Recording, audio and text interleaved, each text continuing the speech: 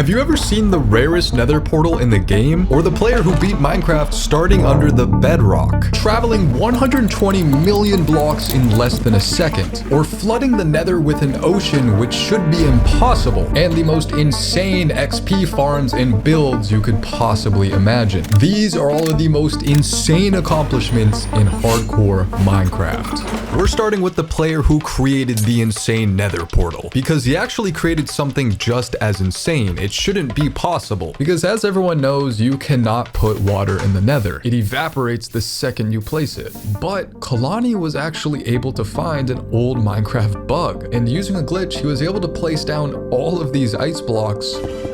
And I think that's the final block. Done. And use this secret technique with the glowstone. Not only is it the quickest way, but it's also the only way, because breaking ice only turns into water if there's a block below it. But if there's a block underneath, it works. So the way to get around that is just melt it. That was a little bit of sarcasm to emphasize the fact that there are that many. There are actually thousands. So yeah, let's build this thing. Alright, so I think this is a pretty good outline. So there we are. We put an ocean where no ocean should be, purely for the sake of it. And like I said, this is the same player that created that extremely rare nether portal. But I first want to talk about this challenge so many of you were telling me to cover, Mudflaps, who attempted to beat Minecraft hardcore under the bedrock. And again, since this is hardcore, one wrong move and the entire challenge is over. He starts by building far enough away to create a place where mobs can spawn, and creates a mob farm. My next plan is to get a wandering trader. But his challenge almost ends due to a skeleton. Yep. Did a skeleton get out? I'm so confused. Oh, there's a skeleton right there, okay. He soon is able to craft a boat and utilizes one of the craziest glitches I've seen to phase through the bedrock. Okay, first we have to make a little space down here. Now we're just gonna pillar up using the wool. All right, I wanna be at full health for this, so let's eat a carrot. All right, I have one shot at this. And go. Suffocating. Where's... Yes! Cobblestone! And he waited until a zombie villager randomly spawned. And he was actually able to cure it to get a villager, which again is a pivotal part because it gets you emeralds. He was then able to get moss and saplings from a wandering trader, trees, apples, and eventually he gets armor, tools, and builds a nether portal. Just need a little fire. Okay, that's too much fire. I lit the portal. I was finally gonna see the overworld. I can see the light. Oh my gosh, that's light. Now all that's left is defeating the Ender Dragon. He sniped out the crystals, but unfortunately this whole challenge was about to come crashing down in an instant. Okay, let's see if we can land some hits. Nope. Oh, that was so close.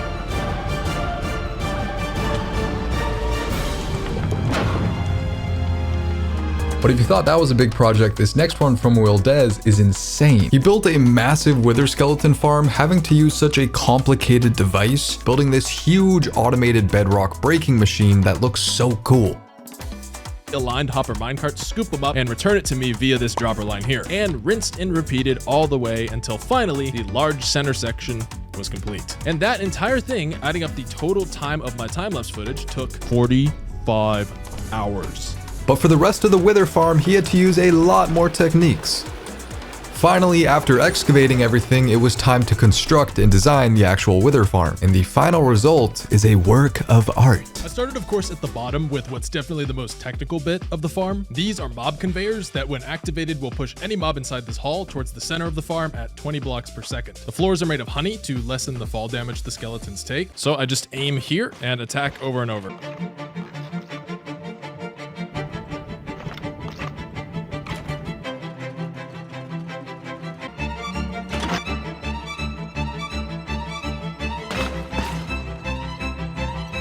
And this wither skeleton farm brings in 77,000 bones per hour, 62,000 coal per hour, and nearly 2,000 wither skeleton skulls per hour. And just in case you forgot, this is in hardcore. But there are surprisingly even more crazy XP farms out there, like from the player Inky. I also covered this guy in my second video ever, and I must say his worlds are like so beautiful. They're just like on another level, and that includes this amazing floating garden structure. But of course, this isn't just for decoration. The whole thing wraps around a hyper efficient Enderman farm.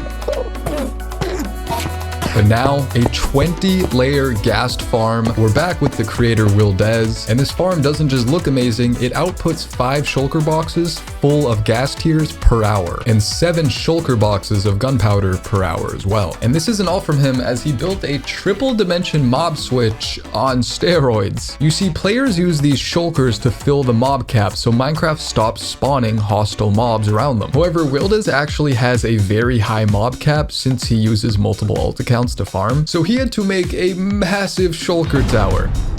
432 shulkers per switch, and he built one for each dimension: the overworld, the nether, and the end.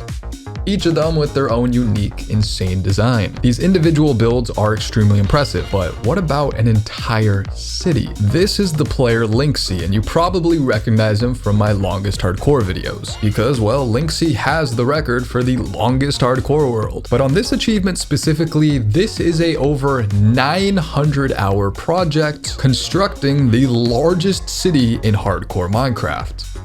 Fleshed out streets, and just this extremely hyper-modern water theme that looks so mesmerizing. But we haven't covered a lot of self-imposed challenges on this, like this time from Looney when he created a no armor hardcore server, and he got together a bunch of Minecraft creators, and there was one rule for this server: no armor. If you put it on, you die. The game literally kills you. And Looney would survive and make it all the way to the Ender Dragon fight. But he finally slips up and makes a fatal mistake. He catches eyes with this Enderman. Yes. You give up on us, Looney. What the hell? Dude, I'm having to...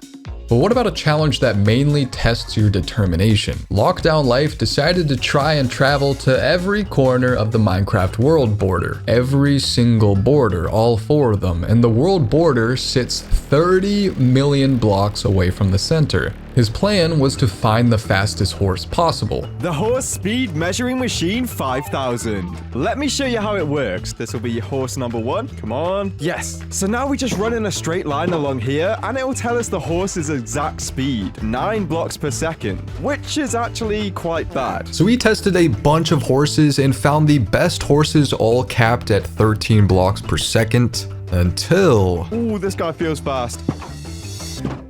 Oh my god! Yes! 14 blocks per second. How is that even possible? But after doing the math, he realized this would take forever, so instead he built a lag machine.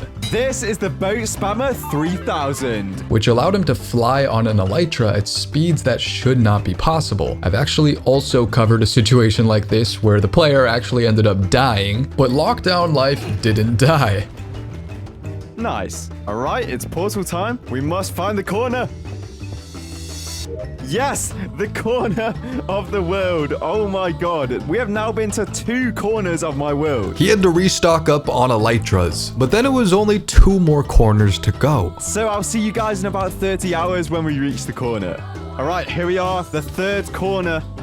What's it gonna look like? Lush cave biome. Oh, and the corner is right here. Put some obsidian here, and then our banner. There we go. We have officially been to the 3rd corner. All right, here we are, and let's go. We've literally explored my entire world and seen every corner of the world border. Now, one of the most unique achievements to hardcore Minecraft, I must say, is by SB737, because he literally just added his own 1200 custom achievements to his hardcore world. Things like getting a full stack of every single item in the game, or getting every possible type of villager. He actually grinded through nearly half of them. That should be a full inventory. Yes, I'm now apparently immortal. With over 600 still left to go, I guess we'll see how he does on that in the future. And the player who traveled around his entire world also pulled off one of the most insane feats of traveling 120 million blocks in 1 second. Oh my god, we're exactly at the world border. Wait, is that going to be a problem? Let's break this portal, and instead let's make it more central in this chunk. And he set up an Ender Pearl stasis machine. Alright, this is going to be the first one. Right, nice. That's set up. Then he had to run to the complete opposite corner of the map. It's set up. So when it goes night, we are going to be teleported from here, x equals 30 million, to x equals minus 30 million, and then back again to here. for it. Okay, we're about to find out, is this actually going to work? Come on, please. We've put so much work into this. Yes! Oh my god, it actually worked!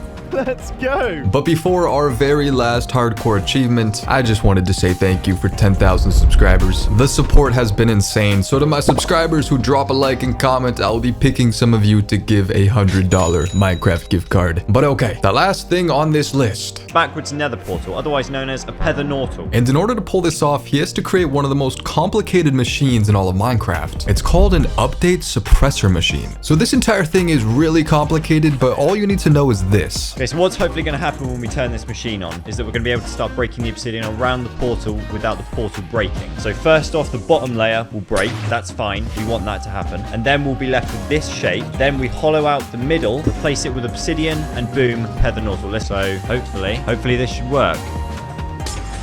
Yep, there we go. And this one. First layer done. So yeah, this bottom layer was supposed to break. Now, hopefully, nothing else should break. Now we're going to move this whole section behind the portal up one block and move on to the second layer. Easy, right? Okay, this should work. And yep. Okay, now we just repeat this. Okay, we're on the final. It's the last layer. We're on the last layer now. And that torch is floating. It's a floating torch. We did it. We made a pether nortal.